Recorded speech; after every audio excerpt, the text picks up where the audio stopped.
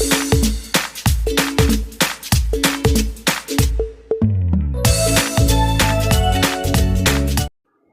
बूढ़े गिद्ध ने बताया, बुढ़ापे पे औलाद साथ क्यों छोड़ जाती है।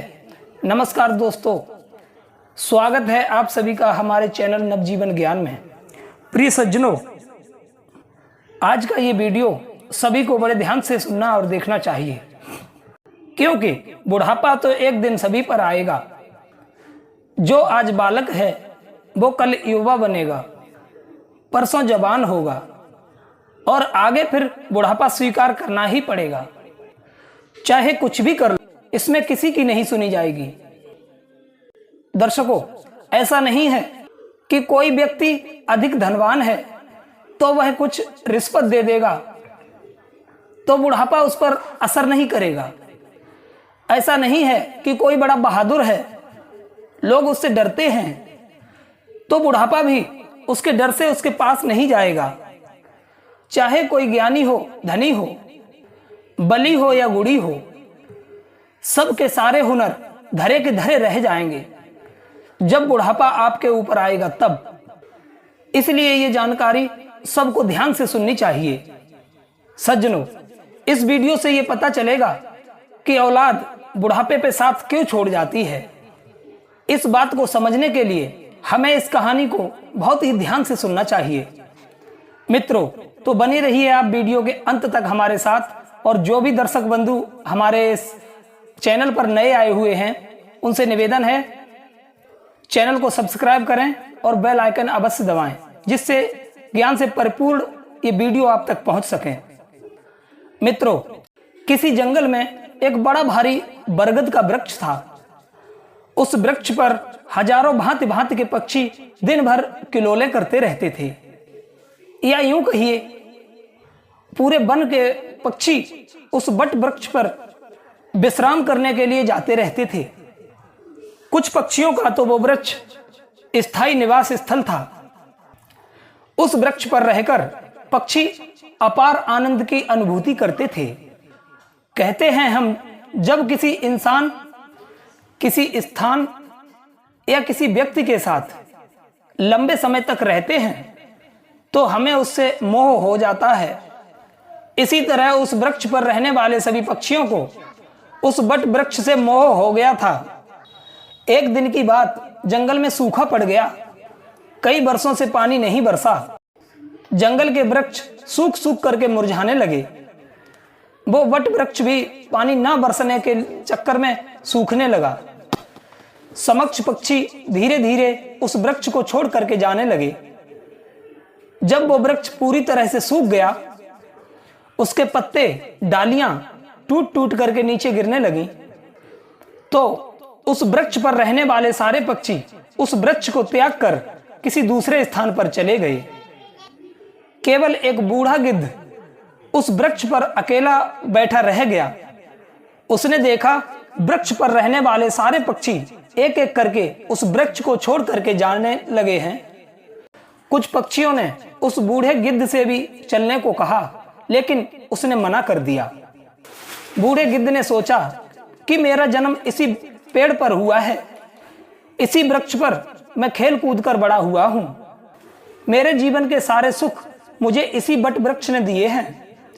आज जब इसके ऊपर विपत्ति है तो मैं इस वृक्ष को विपत्ति में छोड़ करके अकेला कैसे चला जाऊं। सज्जनों, बूढ़ा गिद्ध सोचने लगा, इस वृक्ष ने मुझे पाल पोस कर बड़ा किया है, दुख सुख में मेरा साथ दिया है। मैं इस वृक्ष का ऋणी हूं। मैं मरकर भी इस वृक्ष को छोड़कर नहीं जाऊंगा। वे लोग बड़े खुदगर्ज होते हैं जो अपने माँ बाप को बुढ़ापे में छोड़कर चले जाते हैं या परदेश में रहकर सुखपूर्वक अपना जीवन यापन करते हैं और घर पर अपने वृद्ध जनों को भूल जाते हैं।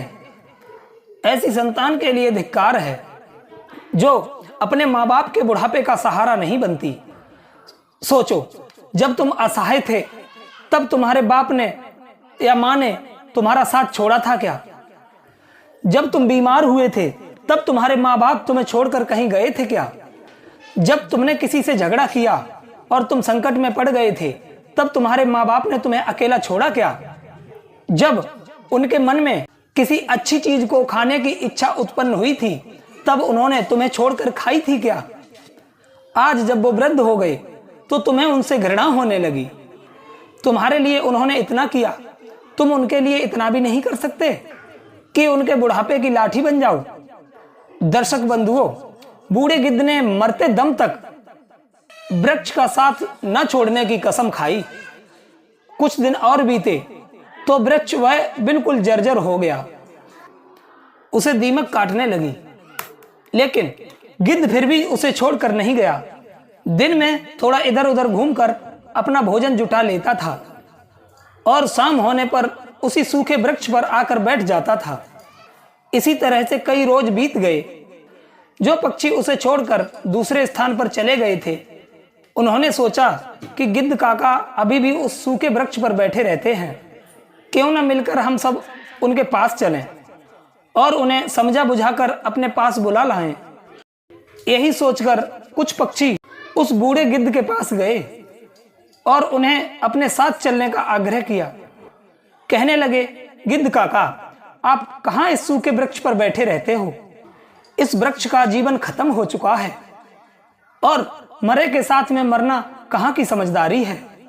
कहते हैं वही जीविका श्रेष्ठ है जिसमें धर्म की हानि ना हो, वही देश श्रेष्ठ है जिसमें कुटुंब का पालन हो सके। ये वृक्ष बिल्कुल जर्जर हो गया है, दीमक इसे रात दिन गलाए जा रही है। किसी दिन हवा के तेज झोंके के साथ ये गिर जाएगा, फिर तुम कहां जाओगे? विद्वान लोग कहते हैं कि शत्रु, अग्नि, कर्जा, बीमारी, इन चारों को समय रहते दवा देनी चाहिए। जो इनसे अपना समाधान नहीं करता वो बेमौत मारा जाता है। ठीक उसी प्रकार तुम्हें भी इस वृक्ष को छोड़कर किसी खुशहाल स्थान पर अपना निवास बना लेना चाहिए। मित्रों, समस्त पक्षियों के समझाने पर भी वो बूढ़ा गिद्ध उस वृक्ष को छोड़ने के लिए तैयार नहीं हुआ। कहने लगा, भाइयों, ये वृक्ष मेरे माँ बाप के समान है। मेरे माता पिता मुझे जन्म देकर इसी वृक्ष पर छोड़ करके मुझे चले गए थे। उनके जाने के बाद मैं इसी वृक्ष पर खेल कर बड़ा हुआ हूँ। जीवन के सारे सुख मैंने इसी वृक्ष पर पाए हैं। बचपन से लेकर बुढ़ापे तक का सफर मैंने इसी वृक्ष पर तय किया है। अब इस मुश्किल घड़ी में मैं इसका साथ छोड़कर कैसे चला जाऊं? ये मेरी सबसे बड़ी खुदगर्जी होगी। कहते हैं भक्त, सेवक और शरणागत जो ये कहता हो कि मैं आपका ही हूं, इन लोगों को संकट पड़ने पर भी नहीं छोड़ना चाहिए। जो इन्हें संकट में छोड़कर जाता है उन्हें बहुत बड़ा पाप लगता है, और जिसने अपना पालन पोषण किया हो, दुख सुख में साथ ना छोड़ा हो, ऐसे माता पिता को जो छोड़ता है तो वो जघन्य अपराध का भागी होता है। उन संतानों को कभी मनुष्य योनि में जन्म नहीं मिलता। गिद्ध ने कहा, मैं अपनी मृत्यु तक इसी वृक्ष पर रहूंगा, आप लोग जाइए यहां से। गिद्ध की बात सुनकर सारे पक्षी निराश हो जाते हैं। वे लौटकर वापस चले जाते हैं। कुछ पक्षी कहने लगे, भैया, इस बूढ़े गिद्ध के साथ साथ इसकी बुद्धि भी सठिया गई है, इसलिए इसे हमारा समझाना अच्छा नहीं लगता। अगले दिन कुछ पक्षी उसे फिर समझाने के लिए आए, लेकिन गिद्ध ने जाने से फिर मना कर दिया। इस बार सारे पक्षी लौटकर अपने घर नहीं गए। वे सीधे इंद्र के पास पहुंचे और उन्हें सारी बात बताई कि हे भगवान, हम जिस वन में रहते हैं वहां कई वर्षों से पानी नहीं बरसा है। पूरा जंगल पानी से शून्य है, पेड़ पौधे सब सूख चुके हैं। जंगल के सभी जीव जंतु जंगल छोड़कर दूसरे स्थान पर चले गए हैं। पर दुख की बात यह है कि जिस बरगद पर हम लोग रहते थे, उसी बरगद पर एक बूढ़ा गिद्ध भी रहता है। हम लोग तो चले आए, पर वो गिद्ध उस बरगद के वृक्ष को छोड़कर कहीं नहीं जाना चाहता है। वृक्ष सूखकर जर्जर हो चुका है, वो कभी भी गिर सकता है। हम लोग उन्हें समझाने गए थे, फिर भी वो उस वृक्ष को छोड़ने के लिए तैयार नहीं हुए। वो कह रहे थे, मरते दम तक मैं इस वृक्ष का साथ नहीं छोड़ूंगा। इसलिए हे भगवान, आप स्वयं चलकर उन्हें समझा दीजिए, शायद वो आपका कहना मान जाएं।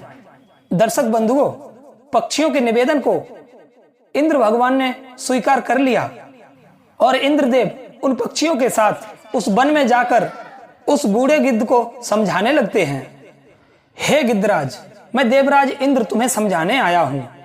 ये वृक्ष बहुत ही जर्जर स्थिति में पहुंच गया है। इसकी डालियां सूख कर गल चुकी हैं। इस पर छाया के लिए एक भी सूखा पत्ता नहीं बचा हुआ है और आप भी बहुत बूढ़े हो चुके हो और किसी दिन ये वृक्ष गिर गया तो आपकी मृत्यु हो सकती है। इसलिए इस वृक्ष को छोड़कर किसी भी सुरक्षित स्थान पर चले जाइए। दर्शक बंधुओं, इंद्र की बात सुनकर बूढ़ा गिद्ध कहने लगा, हे भगवान, एक बात बताओ, जब मेरा जन्म हुआ था तो मेरे माता पिता मुझे इसी वृक्ष पर छोड़कर स्वर्ग सिधार गए थे। मैं जब असहाय था तो मुझे इसी वृक्ष ने पाल पोस कर बड़ा किया था। मैं इसी पर खेला कूदा हूं, इसी पर रहकर सारे सुख उठाए हैं। इसी वृक्ष पर रहते रहते मैं बूढ़ा हो गया। मेरा पूरा जीवन इसी वृक्ष की छांव में बीता है। आज जब इस वृक्ष पर विपत्ति आ गई तो मैं इसे छोड़कर कैसे चला जाऊं? अक्सर लोग यही करते हैं कि विपत्ति आने पर गरीबी में वे अपने हितैषियों का, वे अपने बंधु बांधवों का साथ छोड़कर चले जाते हैं।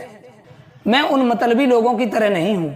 मैं मरते दम तक, आखिरी सांस तक अपने माता पिता के तुल्य इस वृक्ष को छोड़कर नहीं जाऊंगा और इस वृक्ष का साथ निभाऊंगा। गिद्ध का अद्भुत प्रेम देखकर इंद्रदेव बहुत ही खुश हो जाते हैं और कहते हैं, हे गिद्धराज, मैं तुम्हें वरदान देना चाहता हूं। बताओ तुम्हें क्या चाहिए? तब गिद्ध कहता है, हे भगवान, यदि देना चाहते हो तो मुझे वरदान नहीं चाहिए। आप इस बरगद को वरदान दे दीजिए ताकि ये हरा भरा हो जाए और इसकी आयु बढ़ जाए। मैं तो वैसे भी बूढ़ा हो चुका हूं। थोड़े बहुत दिन का जीवन शेष बचा है। मेरे बाद इस वृक्ष की छाया में हजारों पक्षी सुखी रहेंगे। यदि सबका भला होगा तो मुझे भी खुशी होगी। गिद्धराज की बात सुनकर इंद्रदेव ने उस वृक्ष को फिर से हरा भरा बना दिया। पूरे जंगल में पानी बरसा दिया। सारे जंगल के वृक्ष फिर से हरे भरे हो गए। चारों तरफ हरियाली छा गई। जो जीव जंतु, पशु पक्षी जंगल को छोड़ करके चले गए थे, वे फिर से उसी जंगल में लौट आए। सारे पक्षी उसी बरगद पर आकर उत्सव मनाने लगे। सब पक्षी उस बूढ़े गिद्ध काका की सेवा करने लगे। उनके लिए भोजन पानी सब वहीं लाकर देते थे। मित्रों, इस प्रकार बूढ़े गिद्ध का शेष जीवन सुखपूर्वक बीत गया। हमें भी इस कहानी से सीख लेनी चाहिए कि अपनों का बुरे वक्त में कभी साथ नहीं छोड़ना चाहिए। खास करके जिसने आपको जन्म दिया है, जिसने आपको पाला है। जन्म देने वाली मां का और पालन पोषण करने वाले पिता का, वो आपके जीवन दाता हैं। आपको पाल पोस कर बड़ा करने में उन्होंने बहुत ही तकलीफ उठाई है। उनके बुढ़ापे में यदि आप सहारा नहीं बन पाए तो वो जीवन किसी काम का नहीं रहेगा। दर्शक बंधुओं, ये वीडियो यदि पसंद आया हो तो वीडियो को लाइक करना और चैनल को सब्सक्राइब करना और कमेंट में जय श्री राम अवश्य लिखना। मिलते हैं अगली वीडियो में एक ज्ञानवर्धक कहानी के साथ। तब तक के लिए जय श्री राधे, जय श्री श्याम, जय श्री राम।